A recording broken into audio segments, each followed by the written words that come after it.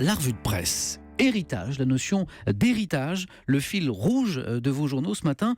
Tenez, vous avez cet homme en une du Parisien aujourd'hui en France. Ce matin, Éric Bellil, le chef d'entreprise, qui a décidé de faire une croix sur un chèque entre 4 et 8 millions d'euros pour transmettre sa PME nantaise à ses salariés et éviter, explique-t-il, le tiers des licenciements qu'aurait entraîné une vente à un investisseur.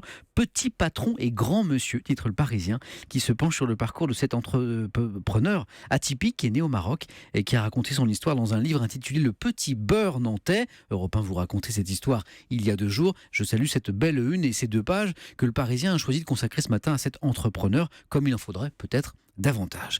Héritage, disais-je, faut-il réformer l'héritage ? Axel, je suis sûr que cette histoire vous intéresse. C'est la une de la Croix après un rapport. Ce sera mon sujet à 8h10. Voilà, je ne me suis pas trompé beaucoup. Après un rapport du Commissariat général à la stratégie qui fait ce constat, il va falloir réformer en profondeur la fiscalité des successions et des donations en France. Pourquoi ? Eh bien, pour éviter l'apparition d'une France à 2 vitesses. D'une société d'héritiers où les rentiers l'emporterait sur les créateurs au détriment de la dynamique sociale, affaiblissant les valeurs du travail et du mérite. La part de l'héritage est en effet en train de prendre une part considérable dans les revenus des ménages, environ 20% en 2015, peut-être 30% d'ici 20 ans. Axel, le sujet est sensible, bien sûr. C'était 8% surtout il y a 15 ou 20 ans. Voilà, donc c'est une vraie transformation de notre société, sujet sensible parce que, écrit la Croix, certains peuvent estimer que c'est un droit fondamental aussi de pouvoir transmettre à ses héritiers le fruit de son travail et de son épargne. D'où le débat. Héritage. Alors, c'est pas vraiment dans l'héritage de François Hollande que se place Benoît Hamon. Hamon qui est à la une de Libération ce matin, fort de son statut d'outsider qui monte dans la primaire du Parti Socialiste et qui défend notamment la mesure phare de son programme, le revenu universel.